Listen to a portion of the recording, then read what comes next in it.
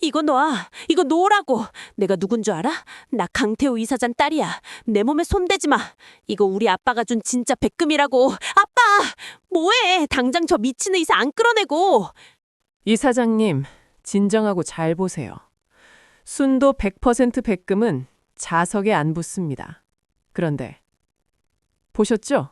이게 당신 딸이 가짜라는 증거입니다. 피는 물보다 진하다는 말이 있죠?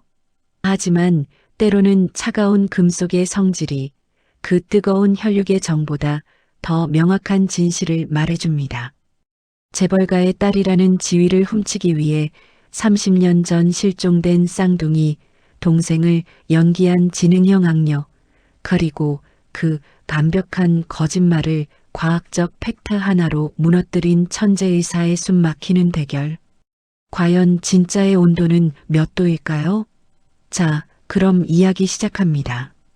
본격적인 이야기 전 따뜻한 마음을 담아 구독과 좋아요 부탁드립니다. 지금 계신 그곳이 어디든 늘 건강과 행복이 가득하기를 제가 진심으로 기도하겠습니다. 어디서 시청 중이신지 댓글로 안부 전해주시면 더 반가울 것 같아요. 그럼 사연 시작하겠습니다. 바이탈 떨어집니다. 혈압 60에 40? 포기 안 합니다. 에피네프린 더 줘요. 내가 이 환자 살려서 내보낸다고 했잖아. 지방 국립대 병원 수술실. 최수연 교수의 수술복은 이미 피범벅입니다. 모두가 가망 없다고 고개를 저을 때 그녀의 손만은 멈추지 않습니다. 결국 멈췄던 심전도 모니터가 다시 규칙적인 리듬을 찾습니다. 디, 디, 디. 수연은 수술을 마치고 나와 텅 빈 복도 의자에 털썩 주저앉습니다. 그리고 습관처럼 목에 걸린 줄을 꺼내봅니다. 낡은 백금 팔찌. 후. 오늘도 살렸다. 엄마, 아빠. 나 잘했지? 나 이렇게 열심히 살면 언젠가 날 찾아올 거야? 버린 거 아니라고. 그냥 잃어버린 거라고 말해줄 거야?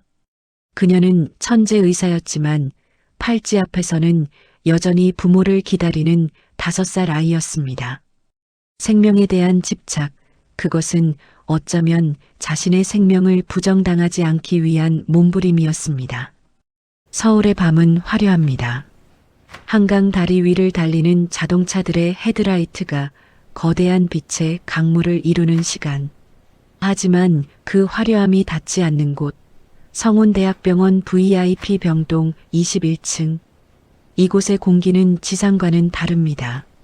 일정한 습도, 일정한 온도, 그리고 은은하게 깔린 고급 디퓨저의 라벤더 향기까지. 또각또각. 복도의 정적을 깨는 하이힐 소리. 간호사 이민아입니다. 그녀는 익숙하게 사원증을 태그하고 병동 안으로 들어섭니다. 방금 전까지 만원 지하철에서 땀냄새 나는 사람들에 섞여 있다가 온 그녀였지만 이 문을 통과하는 순간 미나의 표정은 완벽하게 바뀝니다. 상냥하고 기품 있고 무엇보다 헌신적인 배기의 천사로 말이죠. 미나는 탈의실 거울을 보며 입꼬리를 올려봅니다. 연습한 대로 눈은 웃고 있지만 입은 과하지 않게. 거울 속의 미나는 꽤 괜찮은 여자처럼 보입니다. 하지만 그녀의 속은 매일 타들어가고 있었습니다. 쥐꼬리만한 월급, 갚아도 줄지 않는 학자금 대출, 그리고 아픈 홀어머니의 병원비까지. 그녀에게 이 VIP 병동은 일터가 아니라 매일매일 박탈감을 확인해야 하는 고문실이나 다름없었습니다. 후, 오늘도 연기 시작해볼까? 미나는 심호흡을 한번 크게 하고 가장 깊숙한 곳에 있는 2101호의 문을 엽니다. 2101호 침대 위에는 강혜린이 누워 있습니다. 33. 미나와 동갑입니다. 대한민국 굴지의 의료재단 이사장의 무남동녀 외동딸. 태어날 때부터 금수저를 물고 태어났지만 신은 공평하게도 그녀에게 건강을 주지 않았습니다. 급성 간부전. 침묵의 장기라는 간이 딱딱하게 굳어가며 예린의 생명을 갉아먹고 있었습니다. 아야. 예린이 링거 바늘이 꽂힌 손등을 찌푸리며 앓는 소리를 냅니다. 미나는 재빨리 다가가 능숙하게 수액 조절기를 만집니다. 어머, 예린 씨. 많이 아파요? 혈관이 워낙 얇아서 그래요. 제가 속도 좀 늦춰줄게요. 미나는 침대 시트를 정리하며 넌지시 예린의 손목을 바라봅니다. 앙상하게 마른 손목에 헐렁하게 걸려있는 낡은 백금 팔찌. 수천만 원짜리 명품 시계를 차도 모자랄 재벌가 따님이 30년은 좋게 되어 보이는 투박한 팔찌를 차고 있다. 미나는 그 부조화가 늘 거슬렸습니다. 예린 씨, 그 팔찌 말이에요. 디자인이 참 특이해요. 혹시 특별한 사연이라도 있는 거예요? 미나의 질문에 예린이 자신의 손목을 내려다봅니다. 그리고 희미하게 미소를 짓습니다. 아, 이거요? 촌스럽죠? 사실 저 쌍둥이거든요. 제 동생 예슬이랑 나눠 낀 거예요. 쌍둥이요? 그럼 동생분은요? 예린의 표정이 어두워졌습니다. 그녀는 먼 허공을 바라보며 30년 전의 기억, 아니 아빠에게 전해 들은 그날의 비극을 꺼내 놓았습니다. 1994년 4월 5일이었대요. 제가 퇴원하던 날이었는데 하필 그날 병원 노조 파업이 겹쳐서 로비가 시위대랑 취재진으로 꽉 막혀 있었거든요. 아빠는 수납하고 차를 가지러 먼저 주차장으로 가셨고 갓 출산한 엄마 혼자 쌍둥이를 챙겨야 했죠. 미나는 흥미롭다는 듯 귀를 기울였습니다. 엄마 품엔 제가 안겨 있었고 건강하게 태어난 동생 예슬이는 유모차에 타고 있었대요. 그런데 갑자기 시위대가 경찰이랑 충돌하면서 사람들이 도미노처럼 쓰러진 거예요. 엄마는 저를 보호하려고 몸을 웅크렸는데 그 순간 사람들의 떠밀려 잡고 있던 유모차 손잡이를 놓치고 만 거죠. 예린의 목소리가 가늘게 떨렸습니다. 엄마가 비명을 지르며 내 아기 하고 손을 뻗었지만 수백 명의 인파 속으로 유모차는 파도에 휩쓸리듯 사라져버렸대요. 겨우겨우 사람들이 흩어지고 난 뒤엔 빈 유모차만 덩그러니 넘어져 있었고 예슬이는 흔적도 없었죠. 세상에, 너무 끔찍하네요. 네. 경찰 말로는 아기를 못 낳는 정신 이상자나 인신매매범 소행 같다고. 아빠는 그날 이후로 평생 자책 속에 사세요. 엄마는 우울증을 앓다 돌아가셨고요. 아빠가 저를 과잉 보호하시는 것도 그 때문이에요. 남은 하나라도 잃어버릴까봐. 예린의 눈가에 눈물이 고였습니다. 미나는 재빨리 티슈를 뽑아 예린의 눈물을 닦아주었습니다. 하지만 미나의 머릿속은 차갑게 계산기를 두드리고 있었습니다. 실종된 쌍둥이 동생, 죽었는지 살았는지 모르는 상태, 그리고 늙은 아버지가 가진 막대한 유산. 이 팔찌 안쪽에 우리 이름이랑 생년월일, 그리고 엄마만 아는 문구가 새겨져 있거든요. 그 문구를 아는 아이가 나타나면 그게 진짜 예슬이라고. 빙고. 미나의 심장이 쿵쿵 뛰기 시작합니다. 디자인은 흉내낼 수 있어도 그 안에 숨겨진 암호를 모르면 가짜입니다. 하지만 반대로 그 암호만 알아낸다면? 사실 저도 고아원에서 컸거든요. 그래서 예린 씨 마음 다 알 것 같아요. 분명 찾을 수 있을 거예요. 미나의 위로는 달콤했지만 그녀의 눈동자는 이미 예린의 팔찌를 해부하듯 뜯어보고 있었습니다. 기회는 생각보다 빨리 그리고 아주 급박하게 찾아왔습니다.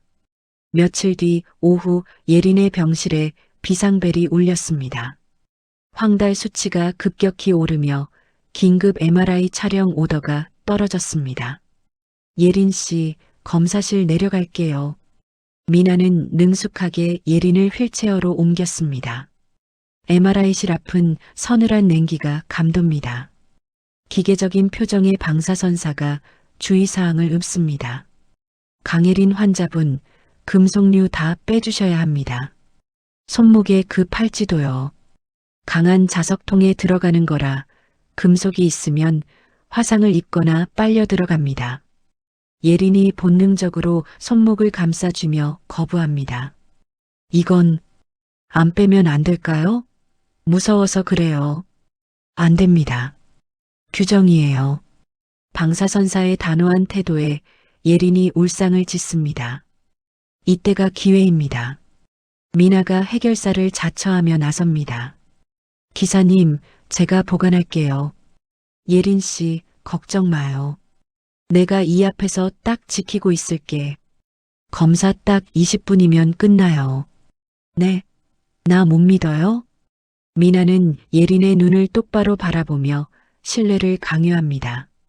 예린은 결국 떨리는 손으로 팔찌에 잠금 장치를 풉니다. 딸깍. 30년 만에 주인의 손목을 떠난 팔찌가 미나의 손바닥 위로 떨어집니다. 금방 끝날 거예요. 잘하고 와요. 육중한 차폐문이 닫히고 검사 중 램프에 붉은 불이 들어옵니다. 그 순간 미나는 복도 끝 화장실을 향해 달리기 시작했습니다. 하이힐 소리가 나지 않게 까치발을 들었지만 속도는 전력 질주였습니다. 화장실 맨 끝 칸. 문을 잠그고 미나는 변기 뚜껑 위에 티슈를 깔고 팔찌를 올렸습니다. 떨리는 손으로 스마트폰을 꺼내 플래시를 켭니다. 찰칵, 찰칵.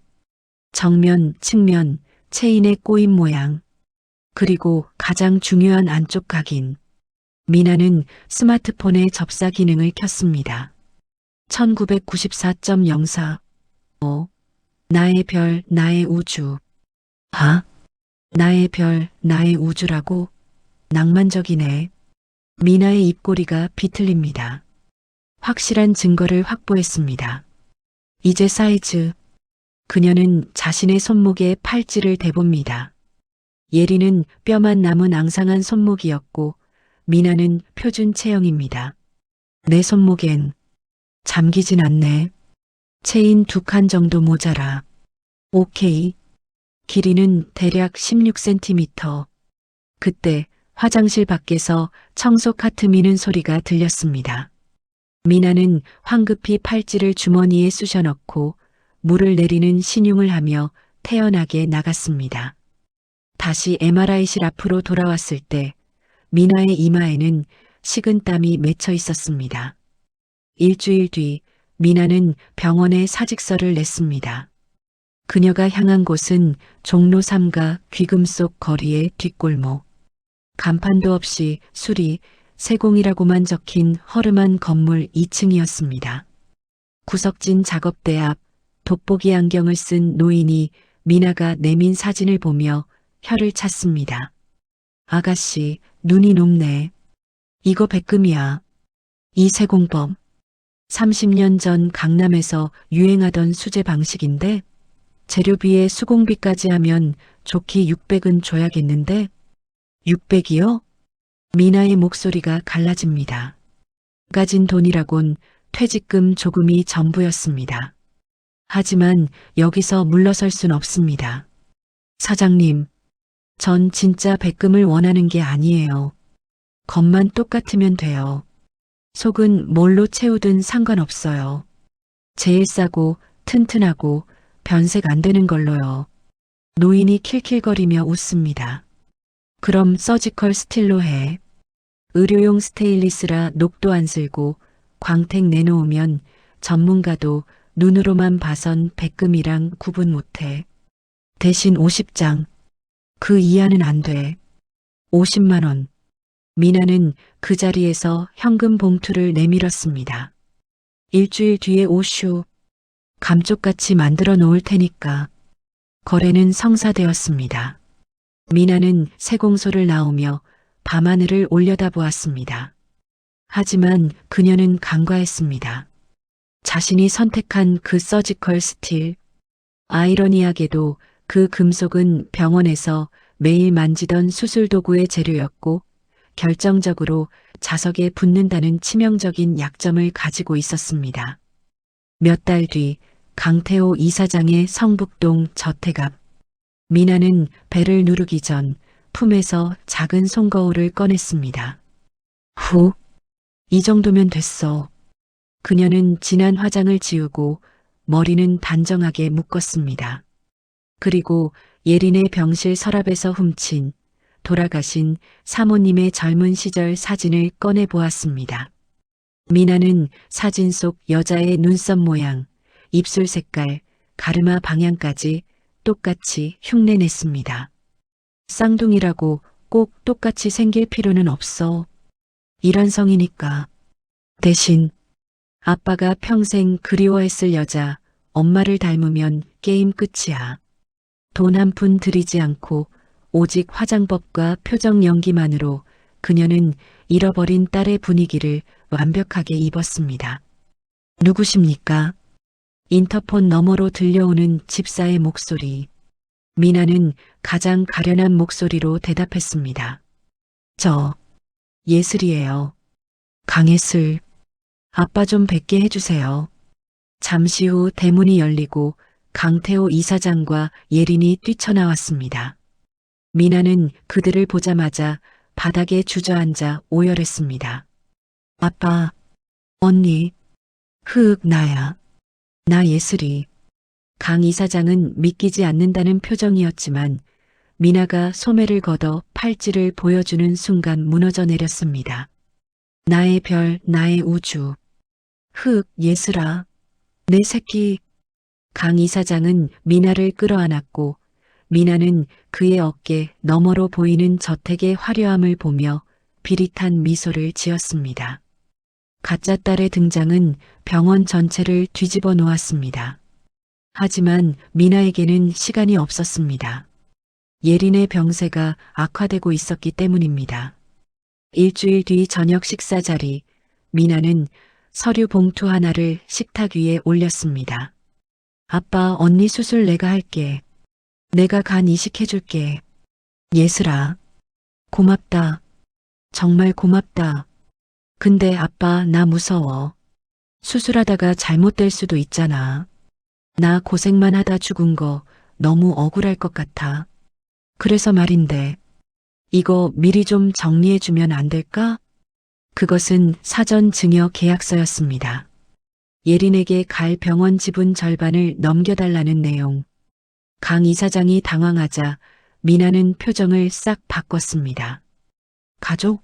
30년 동안 나 찾지도 않고 떵떵거리며 산 사람들이 가족 타령이야? 난 곰팡이 핀 지하 단칸방에서 살았어. 지금 내 목숨 걸고 언니 살리겠다는 거야. 이 정도 보상도 못 해줘? 미나의 협박에 가까운 호소에 결국 강 이사장은 떨리는 손으로 도장을 찍었습니다. 미나는 속으로 쾌재를 불렀습니다. 이제 수술대에 눕기만 하면 마취된 척하다가 도망치면 모든 게 끝이다. 수술 날짜가 잡히고 국내 최고의 간 이식권이자 최수연 교수가 집도의로 초빙되었습니다. 수술 전 컨퍼런스 룸에서 수연과 미나가 마주 앉았습니다. 반갑습니다. 최수연입니다. 기증자분 되시죠? 네. 잘 부탁드려요. 차트를 보니 놀랍군요. 조직 적합성 검사 결과가 환자분과 완벽하게 일치합니다. 아무리 쌍둥이라도 일환성인데 마치 같은 사람의 피를 검사한 것처럼 수치가 똑같네요. 수연의 날카로운 지적에 미나의 눈썹이 꿈틀했습니다. 하지만 그녀는 태연하게 껌을 씹었습니다. 제가 언니랑 영혼의 단짝이라 그런가 봐요. 복덩이잖아요, 복덩이. 미나는 뻔뻔하게 대꾸하고 나갔지만 사실 그녀는 아침에 채열실 간호사가 자리를 비운 틈을 타 예린의 예비 혈액 샘플로 자신의 것을 바꿔치기 한 상태였습니다. 문이 닫히고 홀로 남은 수연의 눈빛이 차갑게 굳었습니다. 영혼의 단짝? 웃기지 마. 이란성 쌍둥이한테 100% 일치는 의학적으로 불가능해. 이건 샘플이 오염됐거나 조작된 거야. 수연은 즉시 병리과로 향했습니다. 집도의 권한으로 오늘 아침 미나가 제출했던 혈액 샘플 그리고 환자 강혜린의 원본 혈액 샘플을 다시 분석기계에 돌렸습니다. 1시간 뒤 모니터에 결과가 떴습니다. 샘플 어이미나 제출 샘플 비강혜린 원본 유전자 정보 100% 일치. 아, 역시 피를 훔쳤어. 수연은 헛웃음을 지었습니다. 미나는 예린의 동생이 아니라 예린의 피를 훔친 도둑이었습니다. 사기꾼이라는 확신이 든 순간 수연의 머릿속에 또 다른 의문이 스쳤습니다. 그렇다면 그 가짜 팔찌는 내 것과 똑같은 그 디자인은 어디서 베낀 거지? 수연은 떨리는 손으로 자신의 목에 걸린 팔찌를 꺼냈습니다. 그리고 자신의 머리카락을 뽑아 예린의 혈액과 다시 한번 대조 검사를 시작했습니다. 모니터의 커서가 깜빡이는 시간이 영겁처럼 느껴졌습니다. 이윽고 화면에 뜬 결과 최수연 마이너스 강혜린 친자매 시블링즈 관계 성립 확률 99.998%. 아, 수연은 입을 틀어막고 주저앉았습니다. 강혜린 환자가 내 언니였어? 내가 그토록 기다리던 가족이 내 환자라고? 환희도 잠시 절망이 밀려왔습니다. 언니는 죽어가고 있습니다. 그리고 저 밖에는 언니의 목숨을 담보로 돈을 뜯어내려는 사기꾼이 날뛰고 있습니다. 수연의 눈빛이 변했습니다. 잃어버린 가족을 찾았다는 기쁨보다 의사로서 살려야 한다는 본능, 그리고 2번 다시 가족을 잃지 않겠다는 절박함이 그녀를 지배했습니다. 막아야 해. 저 사기꾼을 끌어내리고 내 간을 떼어내서라도 언니는 내가 살린다. 대망의 수술 당일, 수술실 앞 대기실 문이 잠긴 채 고성이 흘러나왔습니다. 도장부터 찍으라고. 이거 안 찍으면 나 수술 안 해. 미나는 환자복으로도 갈아입지 않은 채 강 이사장에게 최종 각서를 흔들어대고 있었습니다. 그것은 병원 경영권 전체를 넘기라는 내용이었습니다. 예슬아, 제발 이러지 마라. 수술실이 코앞이다. 빨리 찍어. 안 그러면 나 여기서 나갈 거야. 예린이? 죽든 말든 내 알 바 아니야. 미나가 병실 문고리를 잡는 순간 문이 열리고 최수연 교수가 들어왔습니다. 뒤로는 보안팀 직원들이 서 있었습니다. 뭐야? 당신이 왜 들어와? 나가. 이건 우리 가족 일이야. 가족이라. 사기꾼에게 가족이란 단어는 너무 과분하지 않습니까? 이민아 씨? 수연이 미나의 본명을 불렀습니다. 너 지금 뭐라 그랬어? 내가 누군 줄 알아? 나 강태호 이사장 딸이야. 글쎄요. 따님이 맞는지 확인 한번 해볼까요? 과학적으로. 수연은 주머니에서 엄지손가락만 한 은색 금속, 네오디뮴 자석을 꺼냈습니다. 뭐 하는 거야? 그거 치워. 미나가 뒷걸음질 쳤지만 수연은 미나의 손목을 낚아채고 소매를 걷어 올렸습니다. 이사장님 잘 보세요. 백금은 자석에 붙지 않습니다.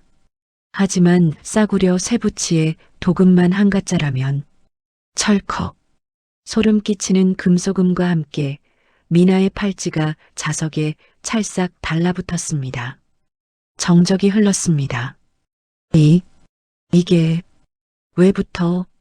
미나의 얼굴이 사색이 되었습니다. 이건 요즘 백금이라 그래. 요즘 건 합금을 써서 자석에 붙는다고. 미나는 끝까지 발악했습니다. 수연은 피식 웃으며 자신의 목에 걸고 있던 줄을 풀었습니다. 수술복 안쪽에 숨겨져 있던 낡은 백금 팔찌가 모습을 드러냈습니다. 보셨습니까? 이게 진짜입니다. 수연은 자신의 팔찌에 자석을 갖다 댔습니다. 자석은 스르르 미끄러져 떨어졌습니다. 나의 별, 나의 우주. 1994년 4월 5일. 제 생일이죠. 제가 잃어버린 딸 강예슬입니다. 강 이사장은 그 자리에 무너져 내렸습니다. 미나는 보안팀에 의해 끌려나가면서도 끝까지 악을 썼습니다. 강 이사장은 수연의 다리를 붙잡고 통곡했습니다. 수연은 떨리는 손으로 아버지를 안아주었습니다. 아버지, 회포는 나중에 풀죠. 지금은 언니를 살리는 게 먼저입니다. 수연은 다시 마스크를 쓰고 동료 박 교수에게 고개를 끄덕였습니다. 박 교수님, 집도를 부탁드립니다. 오늘 저는 의사가 아니라 기증자 강예슬로 수술대에 눕습니다. 재간을 절제해 주세요. 제 언니 잘 부탁합니다. 수술실에 불이 켜졌습니다. 10시간의 대수술. 수연의 건강한 간이 언니에게 이식되었습니다. 며칠 뒤 따스한 햇살이 비치는 병실. 예린이 눈을 떴습니다. 침대 곁에는 수연이 링거를 맞으며 앉아 있었습니다. 수연은 자신의 팔찌를 풀어 예린의 팔찌 옆에 놓았습니다. 두 개의 별, 두 개의 우주가 30년 만에 만났습니다. 언니, 많이 늦어서 미안해. 이제 안 아플 거야. 세 사람은 손을 꼭 잡았습니다. 차가운 금속 팔찌 위로 뜨거운 36.5도의 체온이 포개졌습니다. 가짜는 흉내낼 수 없는 진짜 가족의 온도가 병실을 가득 채우고 있었습니다.